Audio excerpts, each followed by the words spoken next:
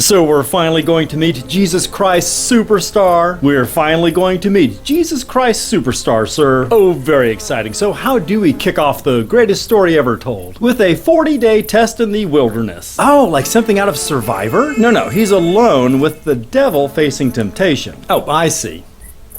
Why?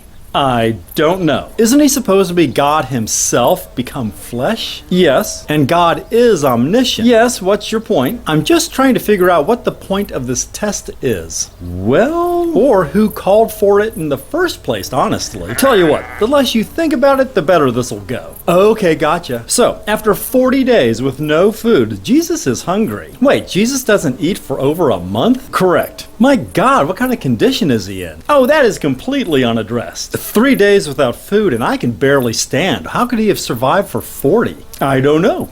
Maybe it was a miracle. More likely, Jesus snuck some Cheez-Its in. What? There were no Cheez-Its involved. Are you sure? Yes, I'm sure. That's too bad because Cheez-Its are freaking awesome. There are no Cheez-Its in the Bible. Okay, jeez. Do you mind if I... Oh, knock yourself out. Do you mind if I go back to... Now with Jesus so hungry, the devil says, if you're the Son of God, why don't you just turn some stones into bread? Oh, he's a cheeky monkey. Get this awesome comeback by Jesus.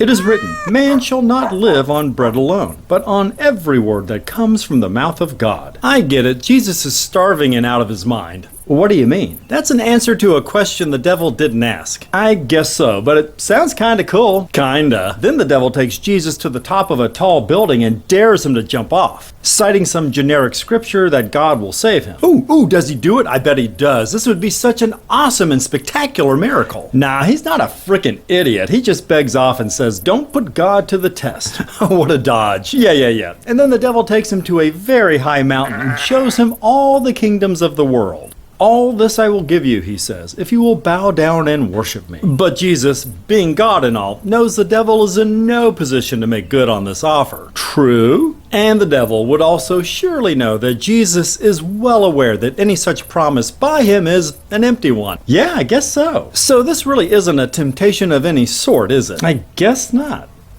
Whoopsie. Does the devil ever give him a real test? Nope, that was it. So, not much happened there, except Jesus going without food for an unrealistically long period of time. I know, right? Such an amazing test. I think you're trying to make a whole lot of nothing sound like a trial by fire. Hey, shut up. So next, Jesus begins to assemble a crack team of disciples. A team, huh? Yes, sir. Eventually, there are going to be 12 of them. Okay. And why does he need a dozen men on his team? Well, to spread the word. Yeah.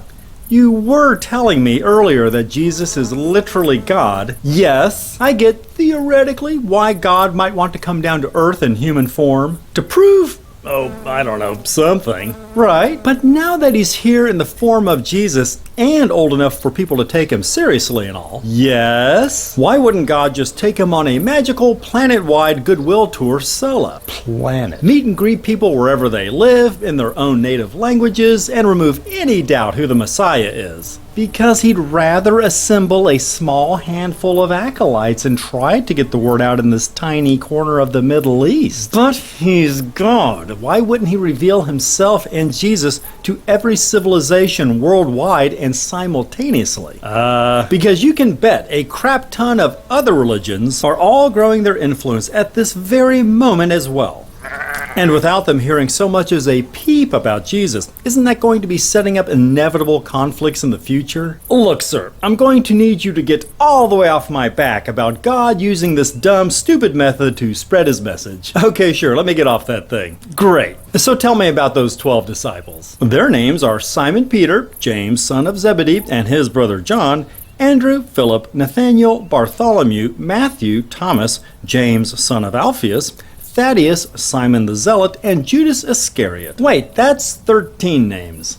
Oh, that's right. John added the name Nathaniel to the list. Why? To take the place of the name Bartholomew. Why does he want to replace the name Bartholomew? Because he hates it. Why? There was a kid back in 4th grade by that name that used to give him wedgies. Oh, whatever. So, yeah, Nathaniel and Bartholomew are the same person, we decided. Do you support that assertion in the text in any way? Nah. Great writing. Keep it up. Anyway, now it's time time for Jesus' first miracle. Oh boy, finally some ironclad proof that Jesus is who he says he is. You know it, sir, and this miracle happens at a wedding party. Oh, is the miracle that the bride and groom are happily married for life? Don't be ridiculous, sir. Jesus may be God, but he still has to operate within the confines of the natural laws of this universe. Of course, I don't know what I was thinking.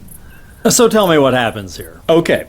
On the third day, Jesus and his mom are at this wedding reception. The third day of what? I don't know. Well, okay then. And the wine runs out. Well, great. So the J-Man's mom puts him on the spot to come up with some more wine. Okay. And he's so annoyed by this, he says, "Why do you involve me, woman? It is not yet my time." Oh, he's a real sassafras, isn't he? The sassiest. Addressing his own mother as woman? That's pretty damn disrespectful. He can be a little punk sometimes, not gonna lie. Does Joseph smack him back into line? He's not in this scene. He's not. They're at a wedding. Why wouldn't he be there? Because that works. Anyway, some guys bring out these large urns that normally have water in them, and poof, Jesus turns the water in them into wine. Oh, wow, wow, wow.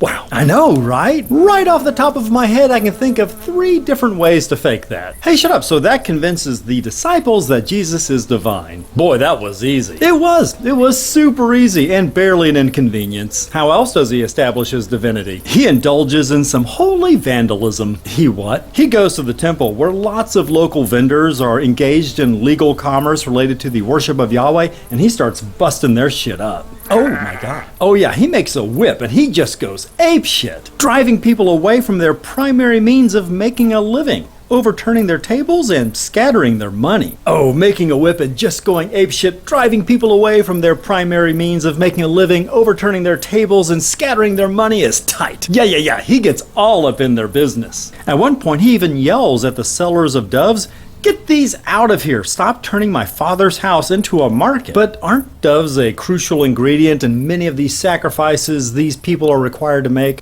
In fact, if I remember right, weren't some doves sacrificed after the birth of Jesus himself? Oh, yes they were. So where is a person supposed to procure doves for their required sacrifices to Yahweh if not from the vendors? It would be impossible for everyone to catch their own, so these vendors are providing a very valuable service. I guess they are. You realize Jesus comes off here looking like a total asshole. Boy howdy, he really does. We're supposed to be updating the face of the franchise. Oh, right. Maybe the guys could start packing a crap ton more of the nice touchy-feely in there. I'll leave him a memo. You do that. No more asshole Jesus. Got it? Got it.